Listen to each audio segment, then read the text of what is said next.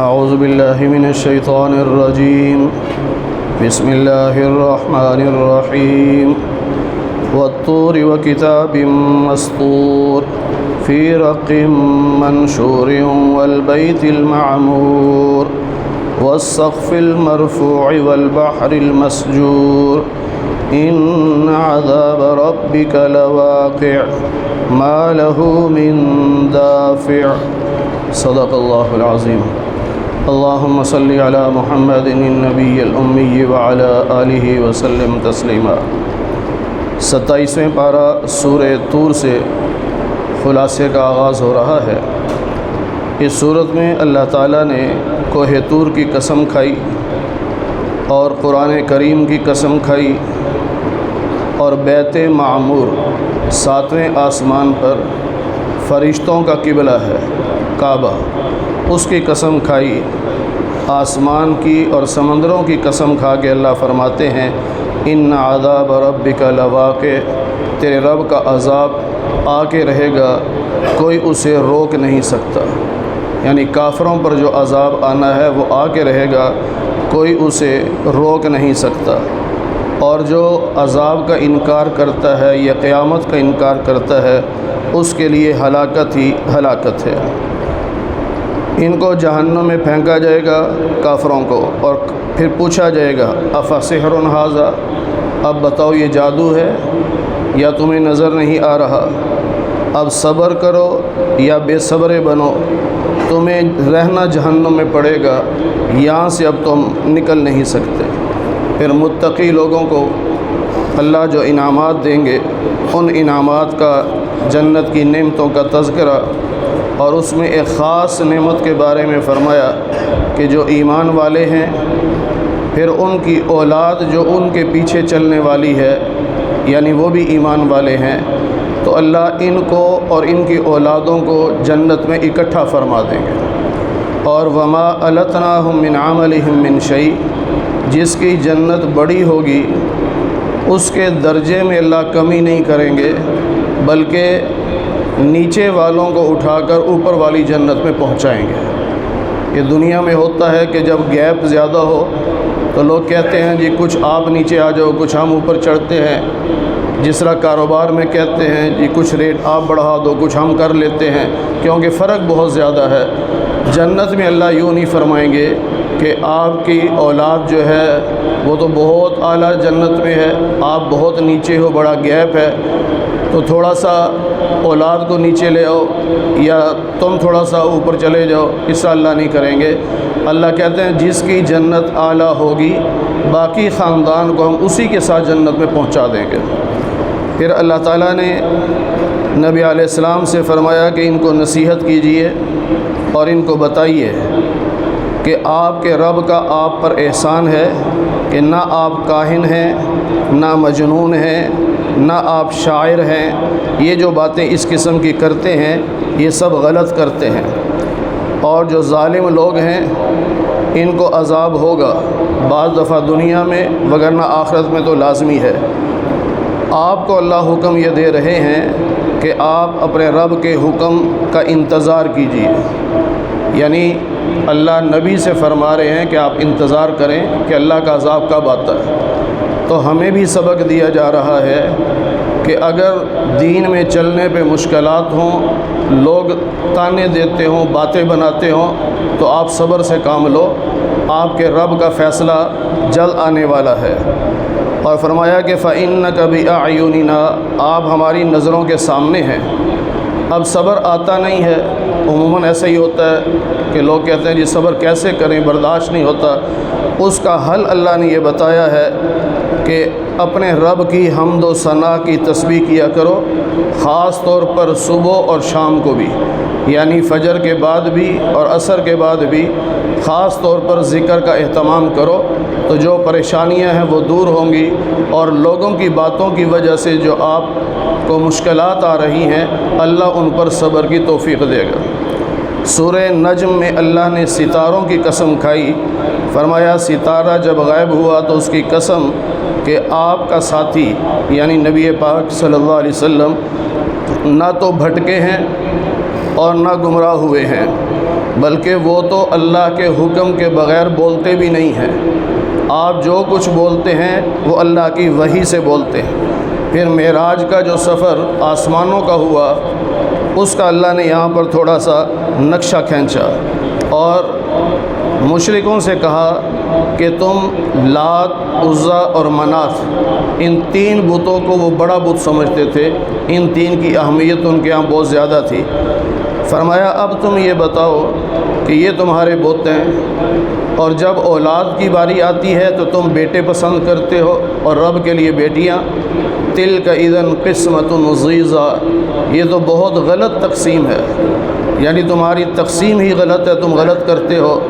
پھر اللہ فرماتے ہیں کہ انسان جو تمنا کرے اس کو وہ ملے، ایسا نہیں ہوگا، بلکہ انسان جیسے اعمال کرے گا ویسا اس کو صلہ ملے گا، اور دنیا بھی اللہ کے اختیار میں ہے، آخرت بھی اللہ کے اختیار میں ہے۔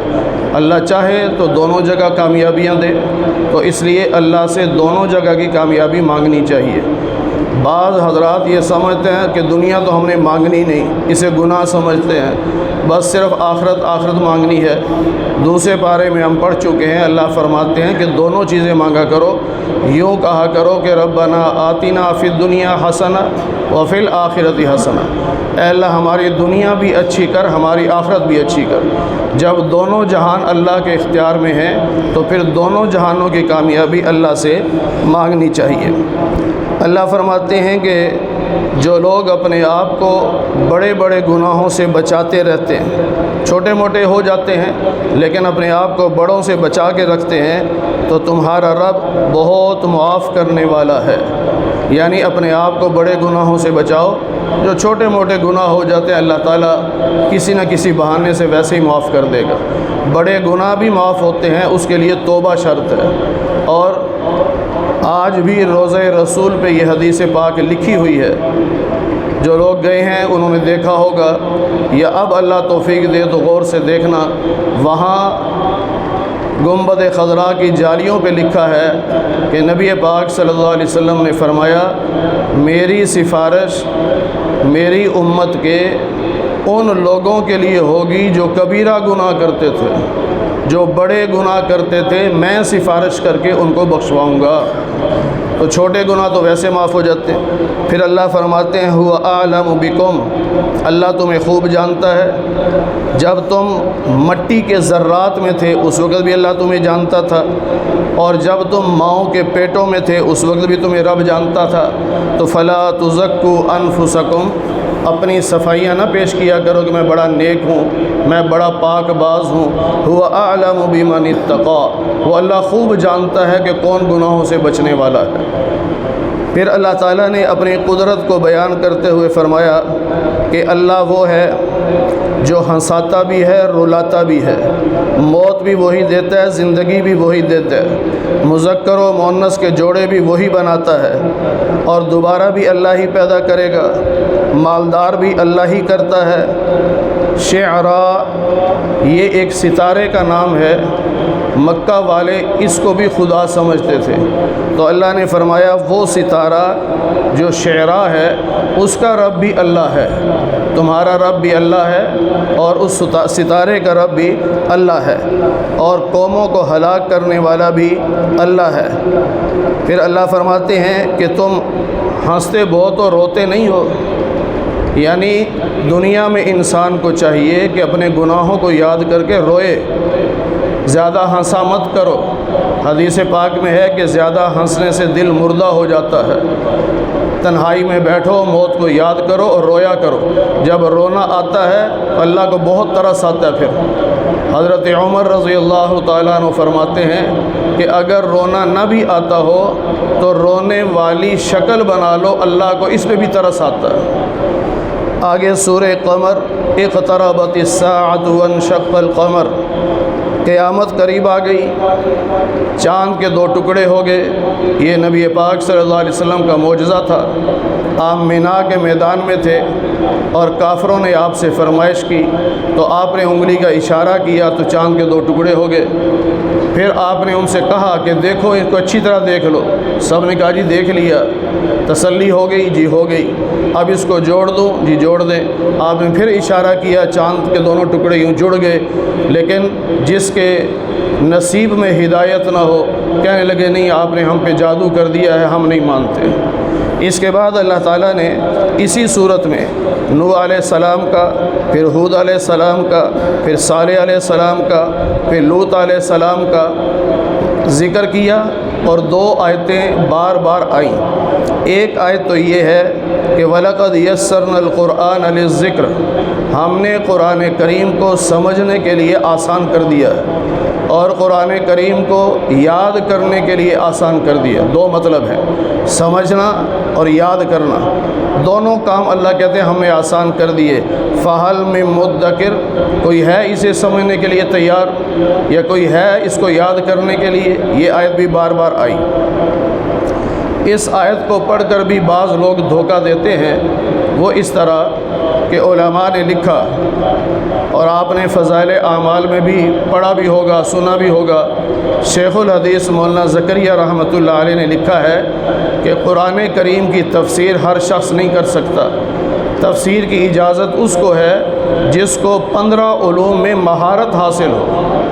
عربی کے علوم ہیں 15، ان پر جسے مہارت ہو وہ تفسیر کر سکتا ہے۔ اب بعض لوگ کیا کہتے ہیں، دیکھو جی مولوی کہتے ہیں قرآن ترجمے سے نہ پڑھو، تم نہیں ترجمے سے پڑھ سکتے، تم نہیں سمجھ سکتے، یہ سب جھوٹ بولتے ہیں۔ مطلب یہ ہے کہ تفسیر تم نہ کرو، جو بزرگوں نے تفسیر کر دی ہے، علماء نے تفسیر کر دی ہے، اس کے مطابق پڑھو تاکہ تم گمراہ نہ ہو جاؤ۔ وہ کہتے ہیں دیکھو جی اللہ کہتا ہے قرآن آسان ہے، اور یہ کہتے ہیں 15 علم آئیں گے تو پھر قرآن سمجھ آئے گا۔ اور بھائی قرآن سمجھنے کے لیے آسان ہے، سمجھانے کے لیے آسان نہیں ہے۔ سمجھنے اور سمجھانے میں فرق ہوتا ہے۔ اور دوسری آیت فَكَيْفَ كَانَ عَذَابِي وَنُذُرِ، ہر واقعے کے بعد، یعنی ہر نبی کے واقعے کے بعد اللہ نے یہ ذکر فرمایا کہ دیکھا پھر میرا عذاب کیسا تھا۔ ان قوموں کو ہلاک کیا، ہلاک کرنے کے بعد اللہ کہتے ہیں فَكَيْفَ كَانَ عَذَابِي وَنُذُرِ، پھر دیکھا کہ میرا عذاب کیسا تھا۔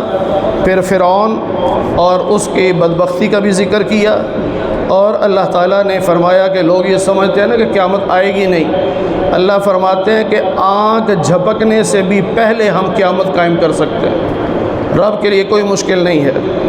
پھر سورہ رحمان میں اللہ تعالیٰ نے اپنی رحمت کا ذکر کیا، قرآن کریم کی تعلیم کا ذکر کیا، انسان کی پیدائش کا ذکر کیا، انسان کے بولنے کا ذکر کیا، سورج، چاند، ستاروں، آسمان، زمین، درختوں کا اور ترازو کا، جانوروں کا ذکر کیا، اور اللہ فرماتے ہیں فَبِأَيِّ آلَاءِ رَبِّكُمَا تُكَذِّبَانِ، اے انسانوں اور جنوں، 2 مخلوقات ہیں جن کا حساب کتاب ہوگا، اور دونوں یا جنت میں ہے یا جہنم میں ہے، انسان اور جن۔ جس طرح انسان جنت میں جائیں گے جن بھی جائیں گے، جس طرح کافر انسان جہنم میں جائیں گے ایسے ہی کافر جن بھی جہنم میں جائیں گے۔ تو اس لیے دونوں کو خطاب کر کے اللہ فرماتے ہیں کہ تم اللہ کی کس کس نعمت کا انکار کرو گے۔ پھر اللہ نے اپنی قدرت جو چیزیں تھیں، یعنی انسان کو بنایا، جنات کو بنایا، مشرقوں کو بنایا، مغربوں کو بنایا، اور دریاؤں کو بنایا، اور دریاؤں سے موتی، ہیرے، جواہرات نکالے، اور کشتیوں کو چلایا۔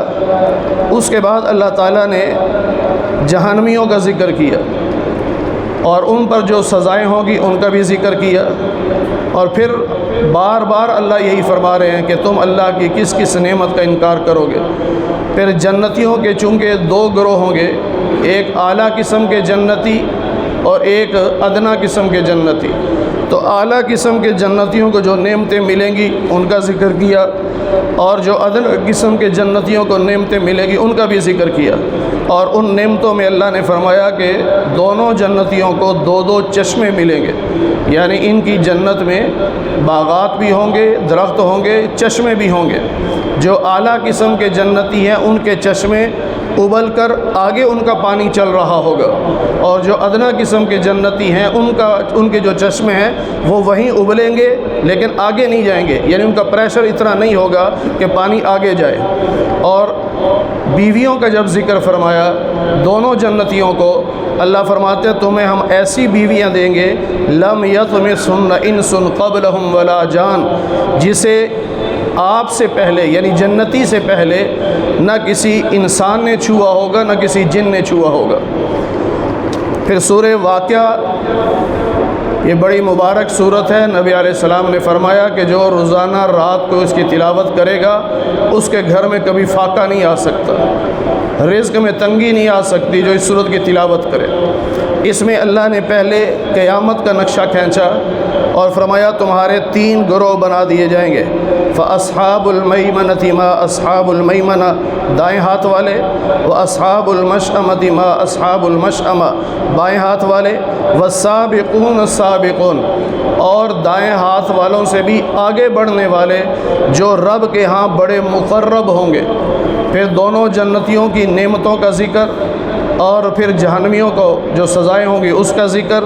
پھر اللہ نے مشرکین مکہ سے سوال بھی کیے، وہ ہم سے بھی ہیں، کہ جو یہ سمجھتے ہیں نا کہ کائنات خود بخود بن گئی۔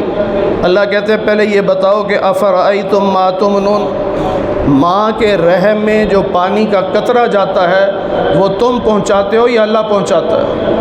زمین میں جو بیج ڈالتے ہو اس سے جو فصل نکلتی ہے وہ تم نکالتے ہو یا اللہ نکالتا ہے؟ آسمان سے جو پانی برستا ہے وہ تم برساتے ہو یا اللہ برساتا ہے؟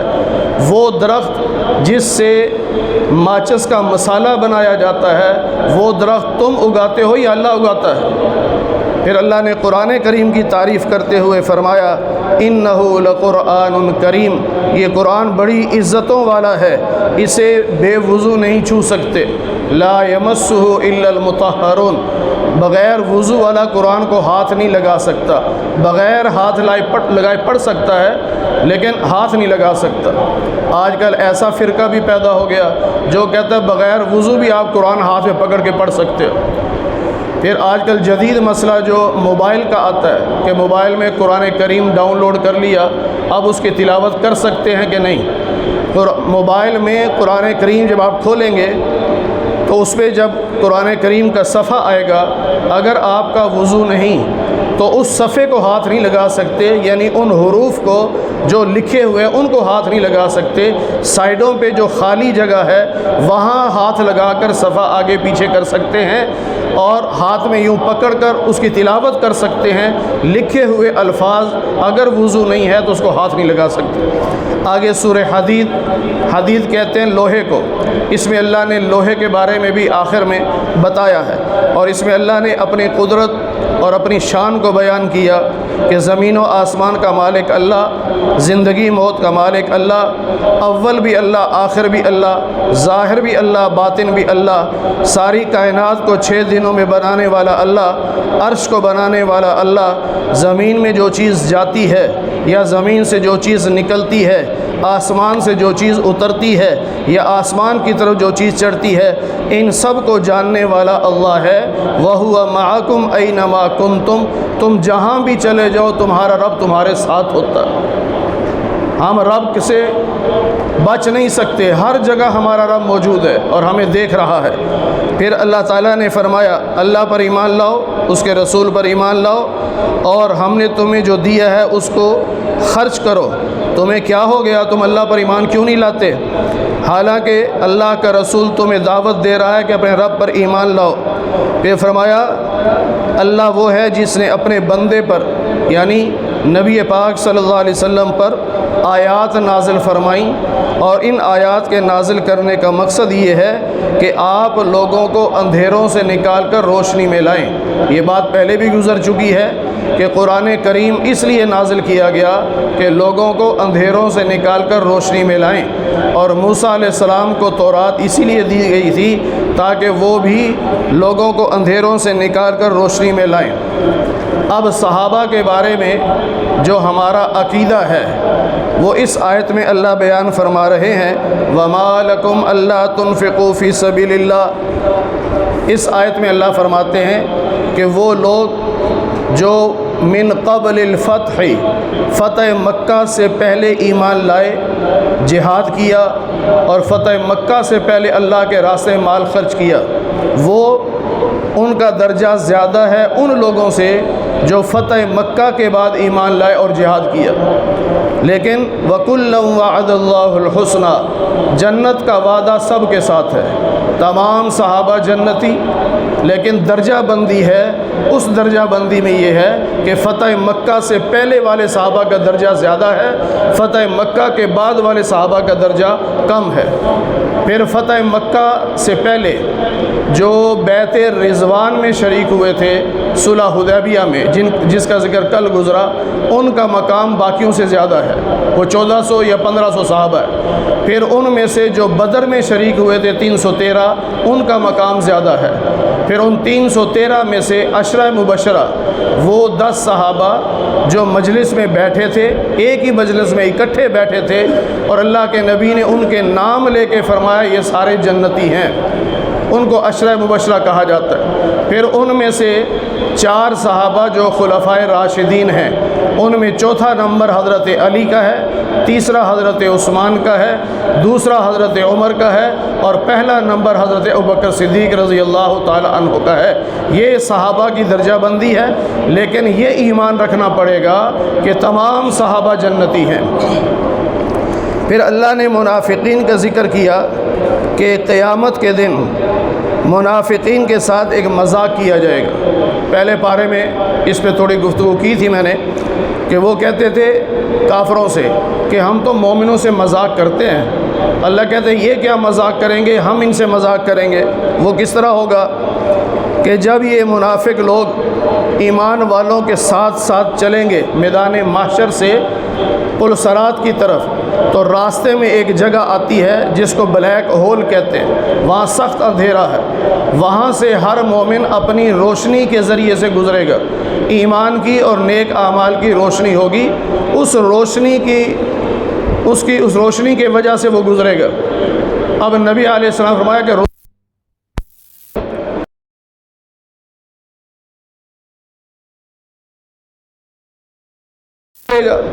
کسی کے پاس دیے کی طرح روشنی، وہ تھوڑا اس سے آسان چلے گا، کسی کے پاس اس سے زیادہ روشنی، یہاں تک آپ نے فرمایا کہ جو جمعے کے دن سورہ کہف کی تلاوت کرے گا، قیامت کے دن اس کے پاؤں سے لے کے آسمان تک روشنی ہی روشنی ہوگی۔ اب منافق ان کے ساتھ چل پڑیں گے۔ اب ان سے کہا جائے گا کہ ارجعوا، واپس جاؤ، کیونکہ یہ ایمان والوں سے کہیں گے کہ ہمیں اپنے ساتھ لے جاؤ، تو ان سے کہا جائے گا پیچھے جاؤ، روشنی مل رہی ہے وہاں سے لو۔ مطلب یہ تھا کہ روشنی لینے کا وقت ختم ہو گیا، وہ تو دنیا تھی، وہاں نیک عمل کرتے ایمان لاتے تو روشنی ملتی، تو یہ سمجھیں گے کہ شاید واقعی پیچھے کہیں تقسیم ہو رہی ہے۔ منافق پیچھے جائے گا تو اللہ کہتے ہیں کہ ہم درمیان میں دیوار کھڑی کر دیں گے، فَضُرِبَ بَيْنَهُمْ بِسُورٍ، دیوار کھڑی کر دیں گے، لہو بابن، اس دیوار میں پھر دروازہ ہوگا، باطنہ فیہ الرحمہ، اس کے اندر کی طرف رحمت ہی رحمت ہوگی، اور اس کے باہر کی طرف جدھر منافق ہوں گے ادھر عذاب ہی عذاب ہوگا۔ یہ ان منافقین سے اللہ قیامت کے دن مذاق کریں گے۔ پھر اللہ نے زندگی کی مثال دے کے سمجھایا، بات یاد رکھو، دنیا کی زندگی کھیل تماشا ہے، یہاں کی زینت اور خوبصورتی، یہاں کا فخر، یہاں کا مال، یہاں کی اولاد، اس کو یوں سمجھو جیسے بارش ہوتی ہے، پانی برستا ہے، اس سے فصل ہوتی ہے اور فصل پکتی ہے، اور بعض دفعہ اللہ اسے تباہ کر دیتا ہے، بعض دفعہ لوگ اس سے فائدہ بھی اٹھا لیتے ہیں۔ تو اسی طرح انسان کو اللہ پانی سے بناتا ہے، کمزور سا ہوتا ہے، یہ بچہ بڑا ہوتا ہے، بعض دفعہ جوانی تک پہنچتا ہے، ماں باپ خوش ہوتے ہیں، اور بعض دفعہ اللہ پہلے ہی موت دے دیتا ہے۔ تو جس طرح یہ فصل ہوتی ہے، بس یہی مثال انسان کی زندگی کی ہے۔ پھر اللہ تعالیٰ فرماتے ہیں کہ ہم نے رسولوں کو بھیجا معجزات دے کر، ان کو کتابیں بھی دی، ان کو ترازو بھی دیا تاکہ وہ انصاف قائم کریں، اور ہم نے لوہا بھی دیا جس میں فائدے ہیں، وَمَنَافِعُ لِلنَّاسِ، لوہے میں لوگوں کے فائدے ہیں، خاص طور پر حالت جنگ میں۔ اور یہ چیزیں اللہ نے اس لیے دی تاکہ اللہ امتحان لے کہ کون اللہ اور اس کے رسول کو بن دیکھے مانتا ہے۔ یہ چیزیں ساری اللہ نے اس لیے دی ہیں کہ کون اللہ کو مانتا ہے اور کون اپنی عقل کے پیچھے چل کے اللہ اور اس کے رسول کا انکار کر دیتا ہے۔ پھر عیسائیوں کے بارے میں فرمایا کہ عیسائیوں نے اپنے اوپر خود ہی ایک عمل طاری کر لیا، وہ تھا رہبانیت، کہ ہم دنیا سے کوئی تعلق نہیں رکھیں گے، ہم چرچ میں رہیں گے، بس وہاں جو ہے عبادت کرتے رہیں گے، دنیا سے ہمارا کوئی تعلق نہیں، نہ ہم شادی کریں گے نہ ہی ہم جو ہے کوئی کمائی کریں گے، بس الگ رہیں گے۔ اس پہ اللہ نے فرمایا کہ یہ انہوں نے اپنے اوپر خود ایک بدعت جاری کر لی، اس پہ بھی پورے نہیں اتر سکے، اس پر بھی پورے نہیں اتر سکے۔ پھر اللہ فرماتے ہیں کہ ایمان والو، اللہ سے ڈرو، اللہ کے رسول پر ایمان لاؤ۔ اہل کتاب سے کہا جا رہا ہے کہ اگر تم ایمان لے آؤ گے تو اللہ تمہیں دگنا ثواب دے گا۔ آگے سورہ مجادلہ کا معنی ہے جھگڑا کرنا۔ ایک صحابیہ تھی حضرت خولہ، مشہور صحابیہ میں سے ہیں اور بوڑھی بھی تھی، تو ان کے شوہر نے ایک مرتبہ ان سے زہار کر لیا، یعنی یوں کہہ دیا کہ تو میری ماں ہے۔ یہ تفصیل 21ویں پارے میں بھی گزری ہے کہ اگر کوئی مرد اپنی بیوی کو یوں کہے کہ تو میری ماں کی طرح ہے، یعنی جس طرح میری ماں مجھ پہ حرام تو بھی حرام، یا جس طرح میری بہن مجھ پہ حرام ایسے تو بھی حرام، اب اس کو کہتے ہیں زہار کرنا۔ تو اللہ نے 21ویں پارے میں بتایا کہ ماں کہنے سے ماں نہیں بنتی، ماں وہی ہے جس نے جنا ہے۔ لیکن اب ہوگا کیا؟ اب جب ان کے شوہر نے کہہ دیا تو زمانہ جاہلیت کی طرح انہوں نے سمجھا نکاح ٹوٹ گیا، انہوں نے ماں کہہ دیا مجھے۔ حضرت خولہ آ گئی اللہ کے نبی کے پاس، یا رسول اللہ میرے شوہر نے مجھے اپنی ماں کہہ دیا۔ آپ نے فرمایا بس طلاق ہو گئی، اب تم میاں بیوی نہیں ہو۔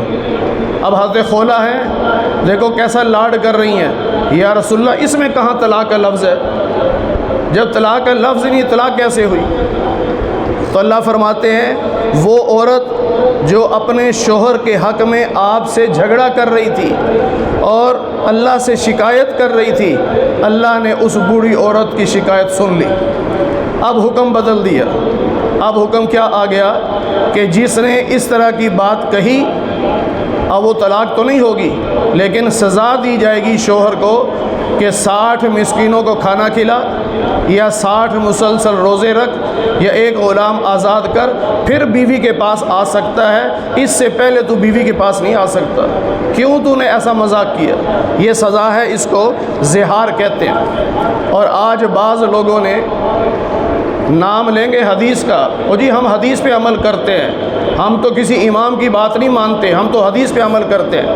آپ جا کے مسئلہ پوچھو کہ جی میں نے بیوی کو اکٹھی 3 طلاقیں دے دی، اب کیا کروں؟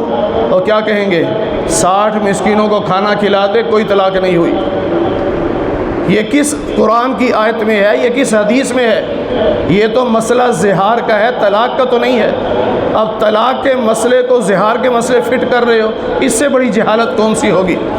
پھر اللہ فرماتے ہیں کہ تم جب 3 آدمی مشورہ کرتے ہو تو چوتھا اللہ ہوتا ہے، اور جب تم 4 ہوتے ہو تو 5واں اللہ ہوتا ہے، یعنی تم جب مشورے کرتے ہو تو وہاں اللہ ضرور ہوتا ہے۔ تم یہ نہ سمجھا کرو کہ ہمارے ان مشوروں کو کوئی جاننے والا نہیں، اللہ کو سب پتہ ہے۔ پھر اللہ تعالیٰ نے ایک حکم دیا، وہ بھی منافقین کو روکنے کے لیے۔ منافقوں کی عادت تھی کہ نبی کے پاس آ کے بیٹھ جاتے اور کانوں میں سرگوشیاں کرتے رہتے، مقصد صرف وقت ضائع کرنا، کوئی اور نبی کے قریب نہ آئے، فضول باتیں کر رہے ہیں، اور نبی کو تکلیف بھی ہوتی لیکن آپ اظہار نہ کرتے۔ تو اللہ نے فرمایا کہ حکم دے دیا ایمان والو، اذا ناجیتم الرسول، جب تم نے نبی سے سرگوشی کرنی ہو تو آنے سے پہلے صدقہ دے کے آؤ، ورنہ نبی سے سرگوشی نہ کرنا۔ اب اللہ کی شان، حضرت علی المرتضیٰ رضی اللہ تعالیٰ عنہ کو کوئی کام پڑ گیا، اب وہ نبی کی مجلس میں آنا چاہ رہے ہیں اور ادھر یہ آیت اتر گئی۔ حضرت علی نے جا کے صدقہ دیا، آئے، نبی سے سرگوشی کی، واپس چلے گئے۔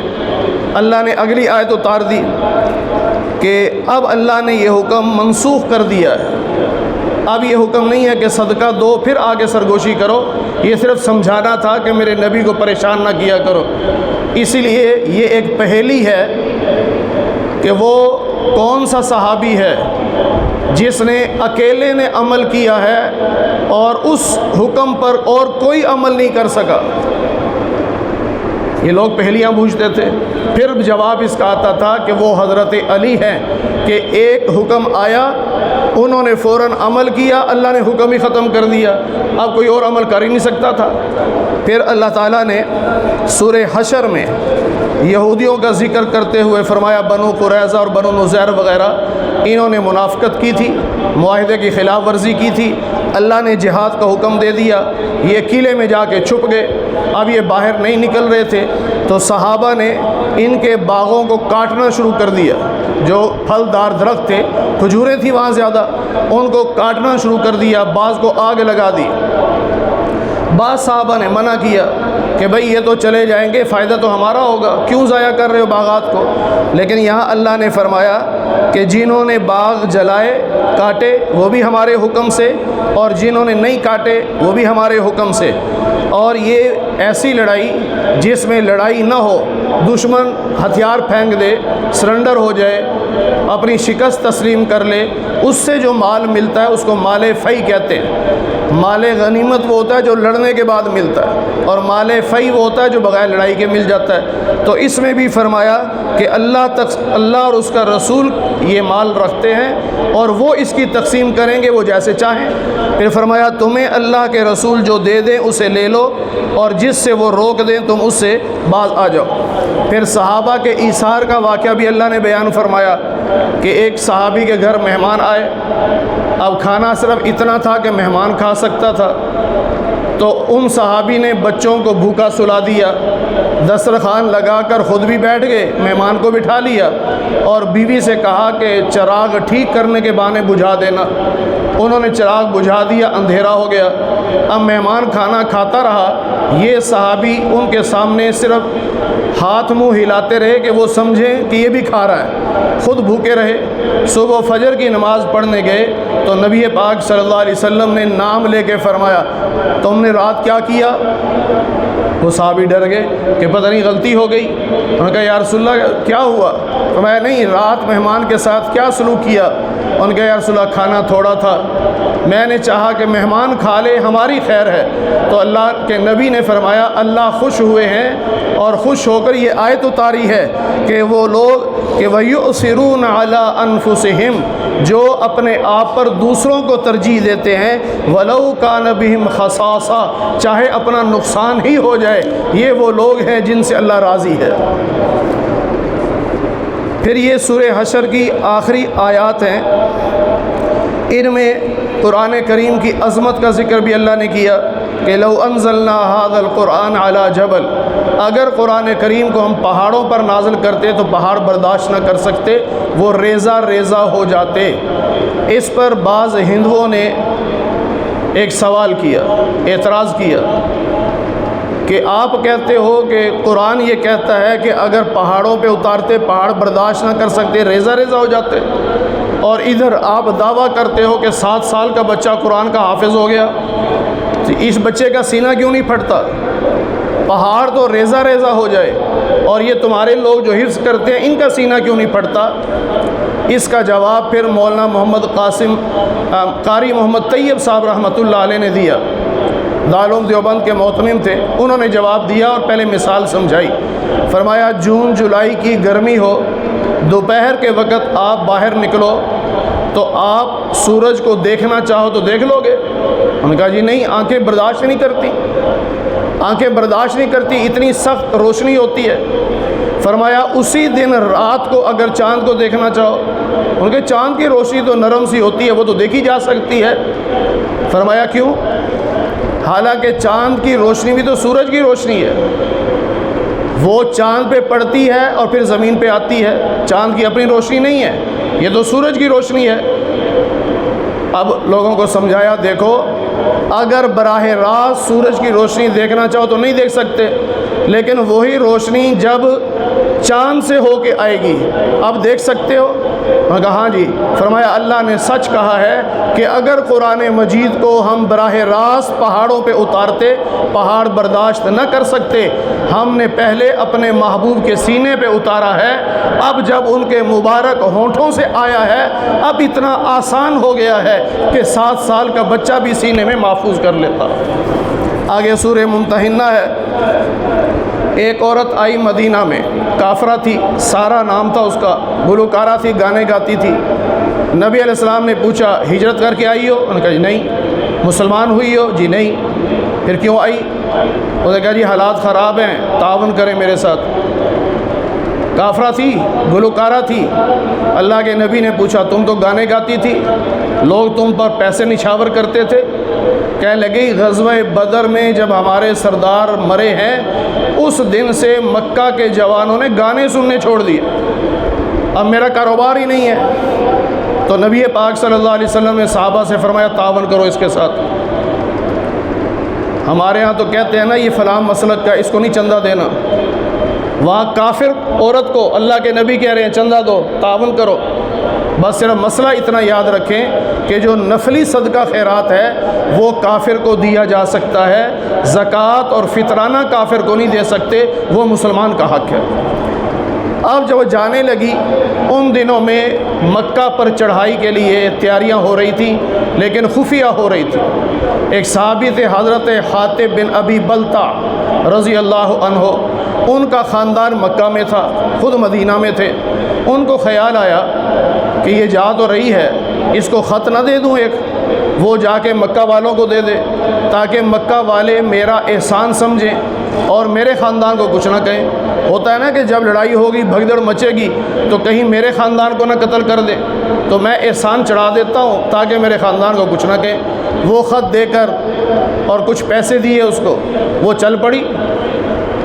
اب کسی کو یہاں پتہ نہیں، نبی پاک صلی اللہ علیہ وسلم نے بلایا حضرت علی کو، حضرت زبیر بن العوام جو آپ کے ہمزلف ہیں ان کو، اور ایک اور صحابی ہیں، ان 3 صحابہ کو بلایا اور فرمایا وہ جو عورت آئی تھی نا سارا، وہ جا رہی ہے فلاں جگہ، ایک باغ ہے اس کا نام ہے خاخ، اس باغ کے کنارے پہ تمہیں وہ ملے گی، اس کے پاس ایک خط ہے، وہ واپس لے کے آؤ تاکہ مکہ تک ہمارا راز نہ پہنچے۔ صحابہ دوڑ پڑے گھوڑے پر، عین اسی جگہ پایا جہاں نبی نے بتایا۔ حضرت علی نے کہا خط دے دے۔ کون سا خط؟ بھی تمہیں خط دیا ہے کسی نے؟ انہوں نے کہا مجھے تو نہیں پتا، میرے پاس تو ہے ہی نہیں۔ سارے سامان کی تلاشی لی، خط نہیں نکلا۔ ہمارے جیسا ہوتا کہتا ہو سکتا ہے نبی کو شک پڑ گیا ہو۔ ہم تو ایسے ہی ہیں نا، حدیث سن لیں گے، آیت سن لیں گے تب بھی شک کریں گے۔ وہ صحابہ تھے۔ حضرت علی نے کہا دیکھ میرے نبی نے کہا ہے خط تیرے پاس ہے، ہو نہیں سکتا کہ تجھ سے خط نہ نکلے، شرافت سے دے دے ورنہ ہم تجھے ننگا کر کے تلاشی لیں گے۔ جب یہ دھمکی دی اس نے اپنے بالوں کا جوڑا کھولا، خط نکالا، یہ لو جی۔ اب جب خط آ گیا تو حضرت عمر نے تلوار نکال لی، پتہ چلا حاطب بن ابی بلتع کا خط۔ یا رسول اللہ اجازت دیں اس منافق کی گردن اڑا دوں؟ فرمایا نہیں، یہ منافق نہیں ہے، یہ مومن ہے۔ پھر آپ نے فرمایا جانتے ہو یہ وہ صحابی ہے جو غزوہ بدر میں شریک ہوا تھا، اور غزوہ بدر والوں کو رب نے کہہ دیا یہ جو مرضی کر لیں سب معاف ہے۔ اس واقعے کو اللہ نے یہاں پر ذکر فرمایا۔ اور پھر حجۃ الوداع کے موقع پر جو نبی علیہ السلام نے حج کیا، بلکہ فتح مکہ کے موقع پر بھی عورتیں آئیں اور انہوں نے نبی کے ہاتھ پر بیعت کی۔ اللہ کہتے ہیں یا ایھا النبی، اے نبی صلی اللہ علیہ وسلم، اذا جاءک المؤمنات، جب آپ کے پاس مومنہ عورتیں آئیں بیعت کرنے کے لیے۔ آج لوگ کہتے ہیں جی بیعت جائز ہی نہیں ہے۔ مردوں کی بیعت بھی جائز ہے، عورتوں کی بھی جائز ہے، لیکن فرق یہ ہے کہ مرد اپنے پیر سے جب بیعت کرتا ہے ہاتھ میں ہاتھ دیتا ہے یا پیر کے رومال کو پکڑ لیتا ہے، ایک طرف سے پیر نے پکڑا ایک طرف سے مرید نے پکڑا، اب یہ بیعت ہو رہی ہے۔ تو نبی پاک صلی اللہ علیہ وسلم عورتوں کو جب بیعت کرتے تھے تو رسی ہوتی تھی، آگے پردہ لٹکا ہوتا تھا، پردے کے پرلی طرف عورتیں ہیں وہ رسی پکڑ لیتی، اس طرف اللہ کے نبی پکڑ لیتے اور پھر بیعت کرتے تھے۔ نبی ہو کر بھی کسی عورت کے سامنے نہیں آتے تھے، عورتیں سامنے نہیں آتی تھیں، اور وہ عورتیں نبی کو ہاتھ بھی نہیں لگاتی تھیں۔ آج کل کے جعلی پیر تو ٹانگیں دبواتے ہیں، اپنا جسم دبواتے ہیں، اور جی پیر صاحب ہیں ہمارے، پیر ہیں، مرد تو ہے نا، تو پردہ تو فرض ہے۔ تو اللہ نے فرمایا جب یہ عورتیں آئیں تو بیعت لینی ہے۔ کیا بیعت لینی ہے؟ کہ اللہ کے ساتھ شرک نہیں کریں گی، چوری نہیں کریں گی، بدکاری نہیں کریں گی، اولادوں کو قتل نہیں کریں گی، کسی پر الزام نہیں لگائیں گی، نیکی کے کام میں نافرمانی نہیں کریں گی۔ فبائعہن، جب یہ بیعت کر لیں تو پھر آپ ان کے لیے استغفار کریں، اللہ ان کو معاف کر دے گا۔ آگے سورہ صف، اس میں اللہ نے مجاہدین کی صفت بیان فرمائی کہ وہ مجاہد ایسے ہیں کہ جب اللہ کے راستے میں جہاد کرتے ہیں تو ایسے کھڑے ہوتے ہیں جیسے دیوار کھڑی کر دی گئی ہو، اس طرح وہ مضبوط اور جڑ کے کھڑے ہوتے ہیں کہ دشمن کو جرت نہیں ہوتی کہ وہ ان کی دیوار کو توڑ سکے، اس صف کو توڑ سکے۔ پھر اللہ تعالیٰ نے ایمان والوں سے فرمایا تمہیں ایسی تجارت بتاؤں جس میں نقصان نہیں ہے؟ وہ تجارت یہ ہے، اللہ پر ایمان لے آؤ، اللہ کے رسول پر ایمان لے آؤ، اللہ کے راستے میں جہاد کرو، یہ تمہارے حق میں بہتر ہے۔ پھر سورہ جمعہ میں اللہ تعالیٰ نے ایک آیت میں فرمایا کہ آپ کو ہم نے نبی بنا کر بھیجا امیوں کی طرف، یعنی مکہ والوں کی طرف، اور ایک اور قوم بھی ہے جو ابھی آپ کے پاس نہیں آئی، آئے گی، ابھی آپ کے پاس نہیں آئی، ان تک آپ کا پیغام نہیں پہنچا۔ اس کی تفصیل کل بھی ہم 26ویں پارے میں پڑھ چکے ہیں سورہ محمد کے آخر میں۔ تو صحابہ نے پوچھا یا رسول اللہ اس قوم سے کون سی قوم مراد ہے؟ تو آپ نے فرمایا سلمان فارسی کی قوم، ان کی تعریف کی، اور یہودیوں کی مذمت کرتے ہوئے اللہ نے یوں فرمایا کہ یہودیوں کے مثال تو ایسے ہے جیسے گدھے پر کتابیں لادی ہوئی ہوں، ان کتابوں سے گدھے کو کوئی فائدہ ہے؟ گدھا تو نہیں پڑھتا نا۔ فرمایا یہودی بھی ایسے ہی ہیں، یہ کتابوں کو نہ پڑھتے ہیں نہ عمل کرتے ہیں، بس یہ ایسے ہیں جیسے گدھوں پر کتابیں لاد دی گئی ہوں۔ اللہ نے جمعے کے بارے میں فرمایا، جس کی وجہ سے سورت کا نام سورہ جمعہ ہے، کہ جب جمعے کی اذان ہو، یعنی پہلی اذان، تو سارے کام چھوڑ کر جمعے کے لیے چل پڑو، اور کاروبار خاص طور پہ چھوڑ دو۔ پہلی اذان کے بعد دنیاوی کاموں میں مشغول ہونا یہ حرام ہے، گناہ کبیرہ ہے، سارے کام بند، اب صرف جمعے کی تیاری۔ پھر اللہ فرماتے ہیں کہ جب نماز پڑھ لو جمعے کی، اب پھیل جاؤ، اب رزق تلاش کرو۔ اور عربوں کے ہاں دستور یہی ہے کہ وہ جمعے سے پہلے چھٹی کرتے ہیں، جمعہ پڑھ کے جا کے اپنی دکانیں کھولتے ہیں، اور ہم لوگ بیٹھے رہتے ہیں شروع سے ہی، اور دکان پہ بھی کسی کو بٹھاتے ہیں کہ تو بیٹھا رہا، میں پڑھ آتا ہوں، تو دوسری مسجد میں پڑھ لینا جا کے۔ اور بھئی اللہ کہہ رہا ہے جب پہلی اذان ہو گئی ہے تو دکانیں بند کرو، کاروبار بند کرو۔ پھر اللہ فرماتے ہیں یہ ہوا اس طرح تھا کہ نبی پاک صلی اللہ علیہ وسلم جمعہ کا خطبہ دے رہے تھے، عربی خطبہ، اور پہلے ترتیب یہ ہوتی تھی کہ نماز پہلے پڑھتے تھے، خطبہ بعد میں ہوتا ہے، جیسے عید کے موقع پہ ہوتا ہے کہ 2 رکعتیں پہلے پڑھتے ہیں، خطبہ بعد میں ہوتا ہے۔ تو باہر اعلان ہو گیا بھائی گندم آ گئی ہے، تو بہت سارے صحابہ اٹھ کے باہر چلے گئے کہ جا کے گندم لے لے، کہیں یہ بھی ختم نہ ہو جائے۔ تو اس پہ اللہ نے فرمایا کہ جب لوگ تجارت کو دیکھتے ہیں یا کھیل تماشے کو دیکھتے ہیں تو آپ کو حالت قیام میں، یعنی خطبہ دیتے ہوئے کھڑے ہوئے چھوڑ کر چلے جاتے ہیں۔ آپ ان سے کہیے مجھے چھوڑ کر ان کاموں میں نہ جاؤ، میرے پاس جب بیٹھے رہو گے تو رب تمہیں جو دے گا وہ اس سے بہت زیادہ بہتر ہوگا، کیونکہ بہترین رازق تو اللہ کی ذات ہے۔ اسی لیے اس کے بعد پھر حکم بدل گیا کہ جمعے والے دن خطبہ پہلے ہوگا عربی کا اور نماز بعد میں ہوگی۔ پھر اللہ تعالیٰ نے سورہ منافقین میں منافقین کا ذکر کیا، ان کے کچھ حالات بیان کیے، خاص طور پر ایک جملہ منافقین نے کہا مدینہ والوں سے کہ تم ان صحابہ پر خرچ کرتے ہو، چندہ دیتے ہو، تمہارے چندے پہ یہ پلتے ہیں، تم چندہ بند کر دو، یہ بھوکے مر جائیں گے، یہ ختم ہو جائیں گے۔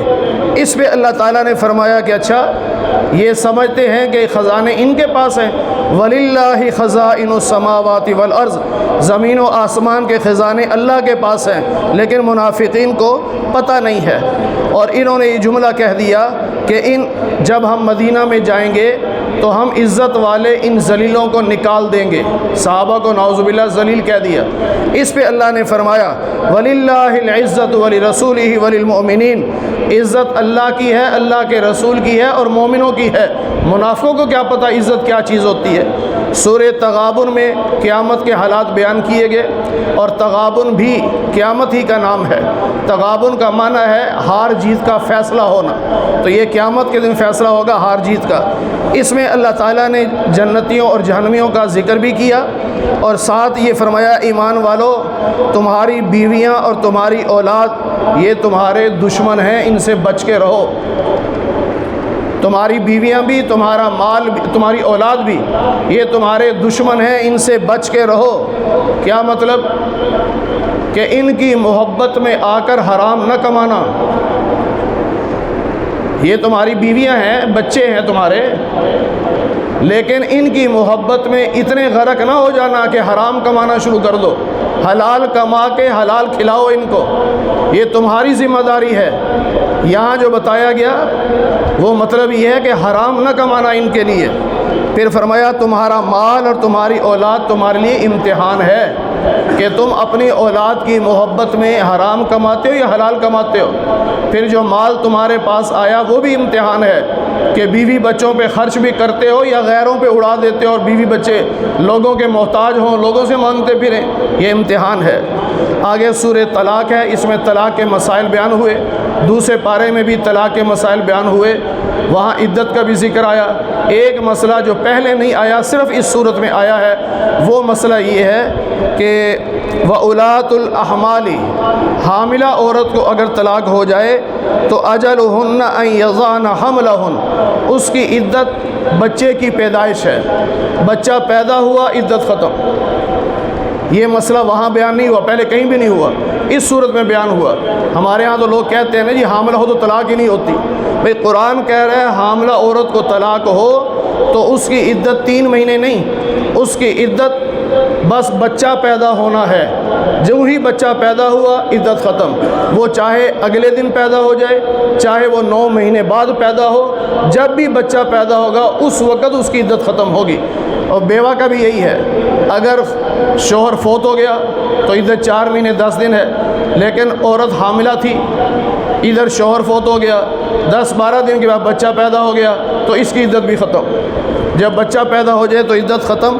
اور اس میں اللہ نے تقویٰ کے فضائل بیان کیے کہ تقویٰ اختیار کرو، اپنے آپ کو گناہوں سے بچاؤ۔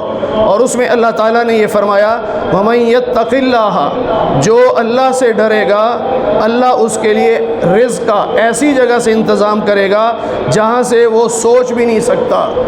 گناہوں سے جو اپنے آپ کو بچائے گا اللہ غیب سے اسے رزق دے گا جہاں سے وہ سوچ بھی نہیں سکتا۔ پھر آگے سورہ تحریم ہے، 28ویں پارے کی آخری صورت ہے۔ اس میں ہوا اس طرح کہ نبی پاک صلی اللہ علیہ وسلم کی عادت مبارکہ تھی کہ عصر سے لے کر مغرب تک یہ جو وقت ہوتا تھا 1 گھنٹہ سوا گھنٹہ، آپ اپنی 8 بیویوں کے گھر جاتے تھے۔ 9 بیویاں تھیں، جس کی باری ہوتی تھی اس کے گھر نہیں، باقی جو 8 ہیں ان کے گھر جاتے، کھڑے کھڑے 5 منٹ پوچھتے تھے حال حوال، کسی چیز کی ضرورت ٹھیک ہو حال حوال پوچھ کے واپس آ جاتے۔ پھر مغرب کے بعد اس بیوی کے گھر جاتے جس کی باری ہوتی، پھر فجر تک اسی کے پاس رہتے، اور اگلا دن بھی اگر باہر مصروفیت ہے ٹھیک ہے، وغیرہ اسی بیوی کے پاس آتے۔ تو ایک مرتبہ ایسا ہوا کہ حضرت زینب بنت جہش جو آپ کی پھپھو کی بیٹی تھی، انہوں نے روک لیا، یا رسول اللہ شربت پی جائیں۔ اب ٹائم تھوڑا ہوتا تھا لیکن آپ رک گئے، انہوں نے شہد گھولنا شروع کیا۔ اب ظاہر تھوڑا بہت ٹائم لگا، آپ نے شہد پیا، حضرت عائشہ کو اور ایک اور آپ کی بیوی غالباً حضرت حفصہ، ان کو پتہ چل گیا۔ تو ظاہر ہے سوکن تو سوکن ہوتی ہے، دل میں بات آ گئی کہ اس کے ہاں زیادہ کیوں ٹھہرے۔ آپس میں مشورہ کر لیا کہ جب نبی آئیں گے نا تو ہم کہیں گے آپ کے منہ سے عجیب سی اسمیل آ رہی ہے، وہ کہہ دیا انہوں نے۔ آپ نے کہا کہ میں تو شہد پی کے آیا ہوں، ایک درخت ہے اسے مغافیر کہتے ہیں۔ تو انہوں نے کہا جی جیسے مغافیر کی ہوتی ہے نا ایسے آ رہی ہے۔ آپ نے فرمایا میں تو شہد پی کے آیا۔ انہوں نے کہا جی ہو سکتا ہے کہ وہ شہد کی مکھیاں مغافیر پہ بیٹھی ہوں۔ اور ہاں یہ تو ہو سکتا ہے۔ آپ نے کہا کہ آج کے بعد میں شہد استعمال نہیں کروں گا۔ آپ نے شہد کو اپنے اوپر حرام کر لیا، اور بیویوں سے کہا، وہ جو 2 بیویاں تھیں، کہ دیکھو کسی کو نہ بتانا، وگرنہ جس نے مجھے شہد پلایا ہے نا اس بیچاری کا دل ٹوٹے گا، بتانا نہ کسی کو۔ کہا ٹھیک۔ اب اللہ نے وحی کے ذریعے بتا دیا کہ آپ کی بیویوں نے آگے بات پھیلا دی ہے۔ اب آپ نے آ کر ان سے کہا کہ تمہیں میں نے منع کیا تھا تو تم نے آگے کیوں بتایا؟ فلما نبأہا بہ، اللہ کہتے ہیں کہ میرے محبوب نے اپنی بیویوں کو کہا تو انہوں نے کہا من انبأک ھذا، یا رسول اللہ آپ کو کس نے بتا دیا کہ ہم نے راز آگے بتا دیا؟ اس سے کیا پتہ چلتا ہے؟ نبی کی بیویوں کا بھی عقیدہ یہ تھا کہ غیب کا علم صرف اللہ کو ہے، اللہ کے علاوہ غیب کا علم کسی کے پاس نہیں۔ اگر نبی کے پاس غیب کا علم ہوتا تو بیوی یہ سوال تو نہ کرتی۔ اس پہ اللہ کے نبی صلی اللہ علیہ وسلم نے فرمایا نبأنی العلیم الخبیر، مجھے اس رب نے بتا دیا ہے جو خبیر ہے، ہر بات کی خبر رکھتا ہے، ہر بات کا علم رکھتا ہے۔ اس پر پھر اللہ تعالیٰ نے پہلے تو نبی علیہ السلام سے فرمایا کہ آپ نے بیویوں کی خاطر شہد حرام کر لیا اپنے اوپر، ایسا کیوں کیا آپ نے؟ آپ کو نہیں حرام کرنا چاہیے تھا، لہٰذا اپنی قسم توڑیں اور شہد کو استعمال کریں، بیویوں کی خاطر حلال کو حرام مت کریں۔ بعض ایسے لوگ بھی ہیں نا حلال کو حرام کر لیتے ہیں اور انہیں پتہ ہی نہیں ہوتا کہ ہم نے کیا کیا ہے۔ کسی نے کہہ دیا او جی فلاں آدمی اگر دوسری شادی کرے تو تو بھی کر لینا، اپنے شوہر کو کہا، اسے سمجھا اس نے کرنی نہیں، جب اس نے کر لی شادی اب یہ رونے بیٹھ گئی کہ یہ کیا ہو گیا، میں تو سمجھتی تھی کہ وہ بھی نہیں کرے گا، میرا شوہر بھی نہیں کرے گا۔ اب وہ شوہر کا ہاتھ پکڑ کے قرآن پہ رکھ کے کہہ رہی ہے کہ قسم کھا میں دوسری شادی نہیں کروں گا۔ اب جو ہاتھ رکھ کے قسم کھا رہا ہے یہ حلال کو حرام کر رہا ہے کہ نہیں کر رہا؟ اسے چاہیے قسم کا کفارہ دے اور توبہ کرے۔ بعض باتیں ہمارا یعنی خیال میں بھی نہیں ہوتا اور وہ دین کا اتنا بڑا مسئلہ ہوتا ہے کہ ہم سوچ بھی نہیں سکتے۔ اب دیکھو نبی نے جب قسم کھا لی کہ میں شہد استعمال نہیں کروں گا تو اللہ نے فرمایا آپ نے کیوں حرام کیا شہد؟ قسم توڑیں، کفارہ دیں اور شہد استعمال کریں۔ پھر نبی کی بیویوں کو اللہ نے کہا کہ تم ایسی باتیں میرے محبوب کے ساتھ کرتی ہو کہ پریشان ہوتے ہیں وہ۔ فرمایا اگر تم باز نہ آئی تو ایسا بھی ہو سکتا ہے کہ نبی تمہیں طلاق دے دے اور تم سے اچھی بیویاں اللہ ان کو عطا کر دے۔ گویا اللہ نے ان کو تنبیہ کر دی میرے محبوب کو پریشان نہ کیا کرو، وگرنہ میں نبی سے کہہ دوں گا کہ ان کو طلاق دو، نئی بیویاں دے دوں گا۔ پھر اللہ تعالیٰ نے 4 عورتوں کا ذکر کیا اسی صورت کے آخر میں۔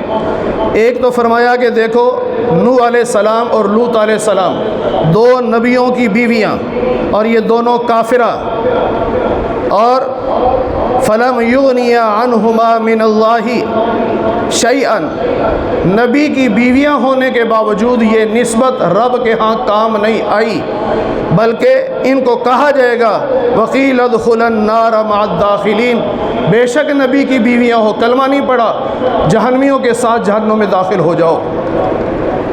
یہ جو رشتہ داریاں ہیں نا یہ کام تب آئیں گی جب ایمان ہوگا، اگر ایمان نہ ہو تو پھر رشتہ داریاں کام نہیں آئیں گی۔ پھر فرمایا کہ وہ عورت جو فرعون کی بیوی تھی، وہ کافر کی بیوی ہے لیکن ایمان والی تھی، فرعون کو پتہ چلا کہ یہ مومنہ ہو گئی، اس نے ظلم کیا اس پر، اس کو شہید کیا، تو جب اس کا آخری وقت تھا تو اس نے رب سے یوں کہا کہ اے اللہ ابنی لی عندک بیتن فی الجنہ، میرے لیے اپنے پاس جنت میں گھر بنا دے۔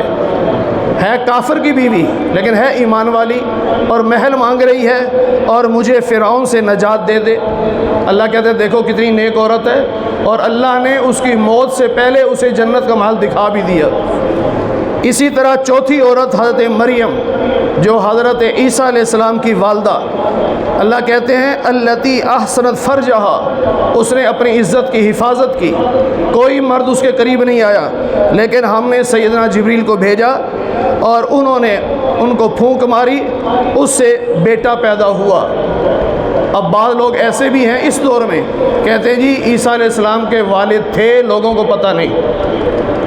ایک مولوی ہے مفتی عثمان کے نام سے، اس کے کلپ چل رہے ہیں فیس بک پہ، اور وہ باقاعدہ دھڑلے سے کہتا ہے کہ عیسیٰ علیہ السلام وفات پا چکے ہیں، زندہ نہیں ہیں، انہوں نے کوئی نہیں آنا دنیا میں۔ اور یہاں یہ گجرانوالہ کا ایک آدمی تھا، وہ اس نے کتاب میں لکھا کہ عیسیٰ علیہ السلام کے والد تھے، لوگوں کو پتہ نہیں۔ قرآن کہہ رہا ہے کہ حضرت مریم بالکل پاک صاف تھی، کوئی مرد ان کے قریب نہیں آیا، ہم نے اپنے حکم سے انہیں بیٹا عطا کیا ہے۔ تو جو حضرت مریم پر الزام لگائے وہ بہت سخت گناہ گار ہے۔ ہمارا عقیدہ یہ ہے اور یہی ہونا چاہیے کہ حضرت مریم کو اللہ نے بغیر شوہر کے بیٹا عطا فرمایا۔ حضرت عیسیٰ علیہ السلام کے والد نہیں ہیں، عیسیٰ علیہ السلام ابھی زندہ ہیں، دنیا میں تشریف لائیں گے، آپ کی شادی بھی ہوگی، آپ کی اولاد بھی ہوگی، آپ دجال کو قتل بھی کریں گے، یہودیوں سے جنگ بھی کریں گے، اور پھر مسجد نبوی میں گنبد خضرا میں ہمارے نبی کے ساتھ دفن بھی ہوں گے۔ اللہ ہمیں قرآن کریم کی صحیح سمجھ نصیب